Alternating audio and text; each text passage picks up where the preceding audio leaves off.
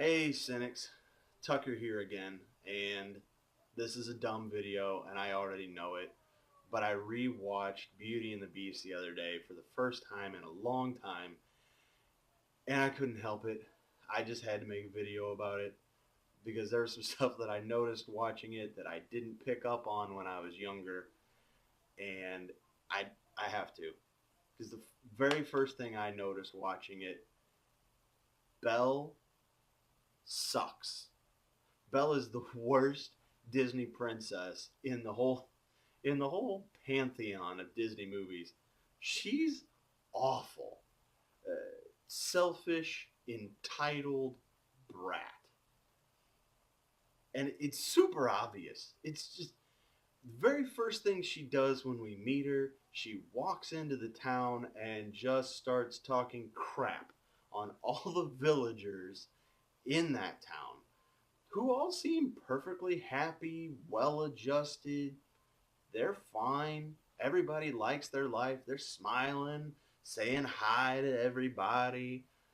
Everybody gets along. There's no problems. And she downs all of them. Talks about the whole provincial life song. There must be more. I'm I'm so annoyed by that song, as catchy as it is. Just what more does she want? Really, because the girl don't work. She lives outside the town with her dad, who, as near as I can tell, he doesn't work either. But they get along just fine. She's in a small town where everybody knows who she is. Everybody thinks she's the most beautiful girl in town. The most eligible bachelor thinks she's awesome. And I understand that's a shallow life, but it's a lot for a girl living in a small town to want more, who doesn't work, doesn't study, she doesn't learn anything, she doesn't do anything, she just sits around talking to animals and reading fiction all day. So, what exactly does she think's going to happen? That she's going to have, that she wants to have this greater life than what she has. She's doing nothing. She sits on her butt all day and reads books. The crap, man. But whatever. Maybe she's just a young dreamer. Dad gets captured. She offers herself up in this selfless act of, you know, I'll take his place because my dad, I love him more than anybody else, and I care about him more than myself. Except I noticed something watching it. She sure does adjust to this whole captive life pretty quickly. Not only does she adjust to it, but she gets pretty uppity pretty fast.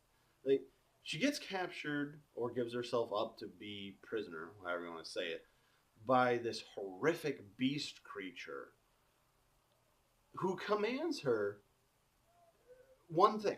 There's only one thing she can't do, and that's go to the West Wing. He doesn't keep her in a dungeon. He gives her free reign of the whole castle. She can do whatever she wants. She just has to stay at the castle and not go in the West Wing.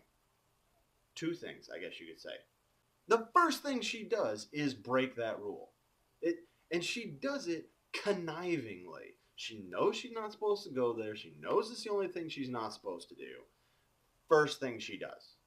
And then when Beast understandably gets mad at her for doing the one thing he commanded that she not do, she breaks the other thing she's not supposed to do and runs off. Which, hi, the whole reason that you're a captive is because your dad got captured and you're taking his place, and then you run off?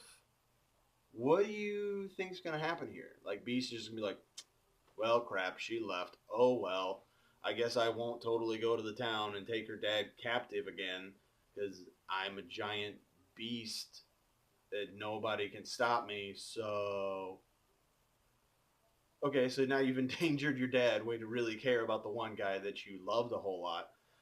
She runs out into the woods at night, gets attacked by the dire wolves or whatever the crap those things are supposed to be. These wolves that are super quick to find you if you're in the woods.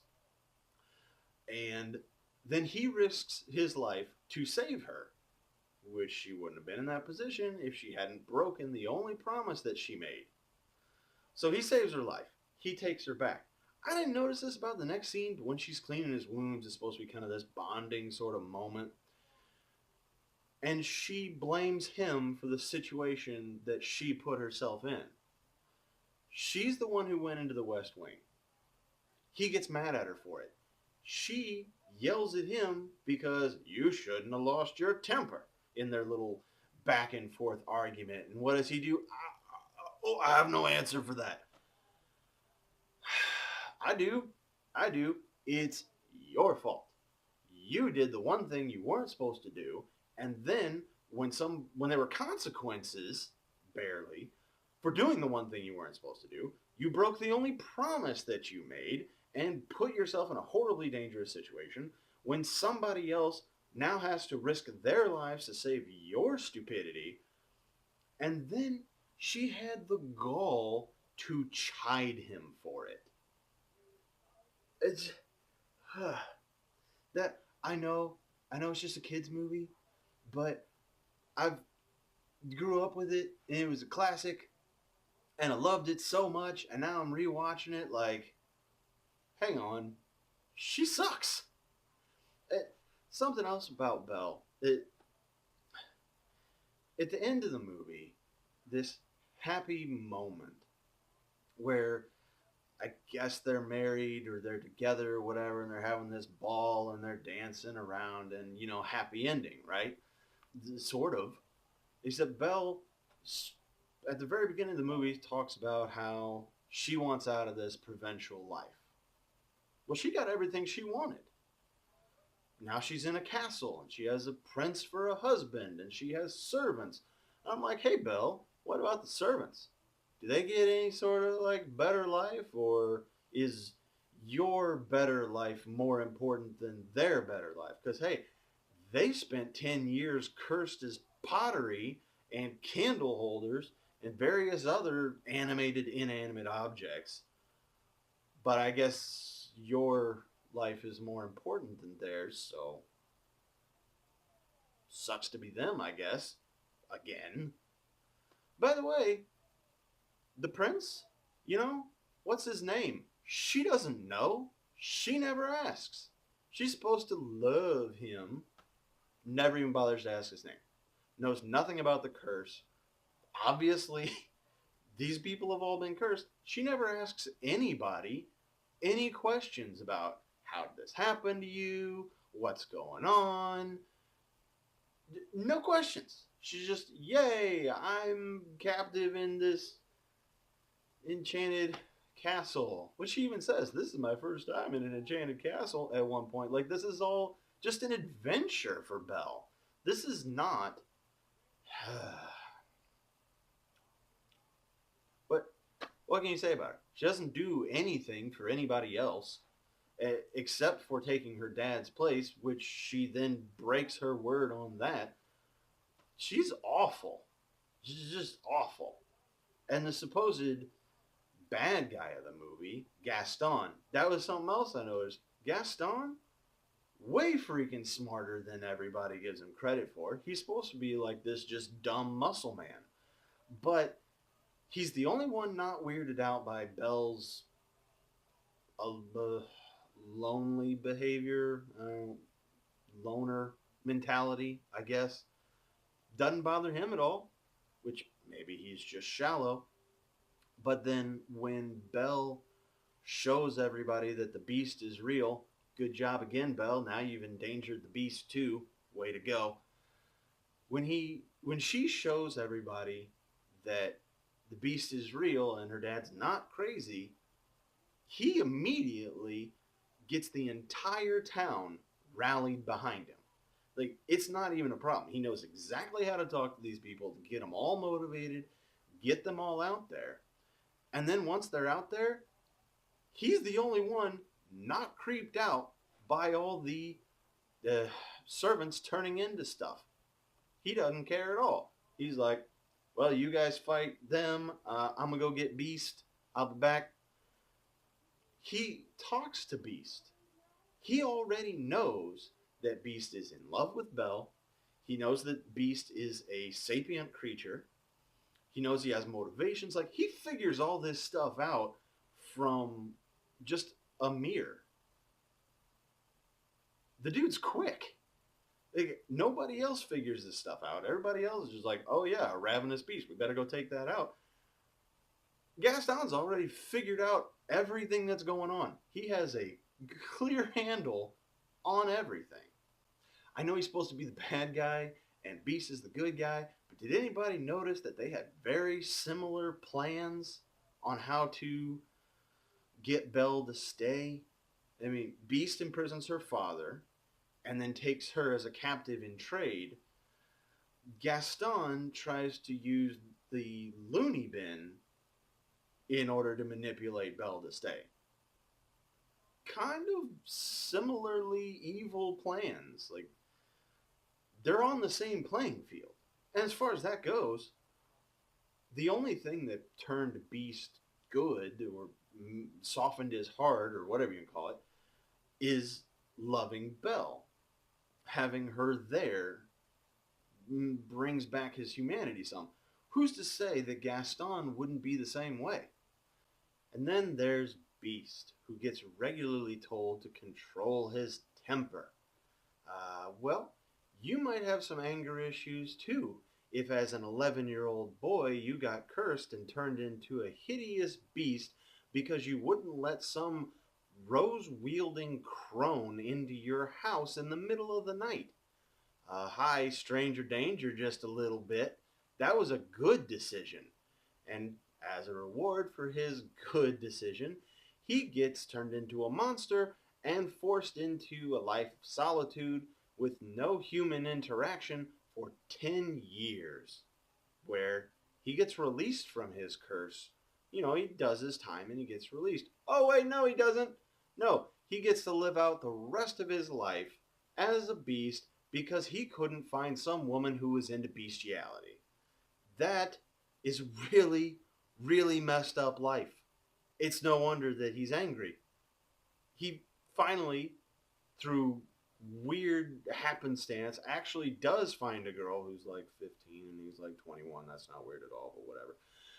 So he finds this girl and he thinks she's great, which you would if she's the first girl you've met in 10 years and you're an orphan and you haven't seen a human that was friendly to you in ever. So he falls for her, and she doesn't even bother to learn his name, ask any questions about him, and he gets crapped on some more when she reveals his presence to the town, and then they all come to kill him. Wow. Wow. That one bugs me a whole lot. Like, Belle doesn't care about him until she sees that he's going to die for her. I mean, did you think about that? Because he already loves her. The curse is supposed to break when she loves him back. The curse doesn't break until he gets stabbed to death. Because that's what it takes for Belle to decide that she loves him. That means that up until that point, she did not love him. Or the curse would have already broken. That's jacked up. But the real victims is the servants. The servants who, as far as the story goes, didn't do anything at all. Did nothing. They're not even in the scene where the evil enchantress, whatever, she's not a witch, she's a witch. That is an evil stalker witch woman. She's terrible and probably one of his subjects at some point. I mean, what the crap? She shows up on his doorstep in the middle of the night as the one form that he wouldn't accept. Like, this chick knew. This chick knew some stuff. And she used it to justify her cursing an 11-year-old boy. That's jacked. But then to curse the entire castle and to turn everybody in there, including the dog, into inanimate objects, which she then animates, I guess. I don't know what to call them. And then they have to just live out the rest of their lives, probably, for doing nothing. And they just get to be things forever. That's That's cruel. And then not only, I mean, they're so far gone that the only song that talks about their aspirations is just that they want to be human again. Nobody's like, oh man, when we get out of this curse, I am so going to travel the world. I'm getting out of France. This place is messed up. No, it's just we want to be human again. Like, they already know they're just going to live out the rest of their lives, even if they do get to be human again, as servants. They get to serve Belle. Like, wow. They get treated so crappily by the Enchantress and then by Belle, who just expects them, hey, I broke your curse. Come serve me now forever until I die because I'm an awful person.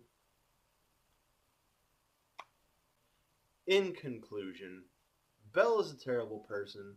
Gaston is not the muscle bound jerk that he looks. He is a jerk, but he's a smart jerk. Beast gets really crapped on, and by the way, Belle's going to leave him at some point because all she wants is more. She's not going to be satisfied with sitting around in a castle with people waiting on her, and if she is satisfied with that, she's an even worse person. And the servants just get to die as servants, just like they started out. Belle sucks. Cynic out.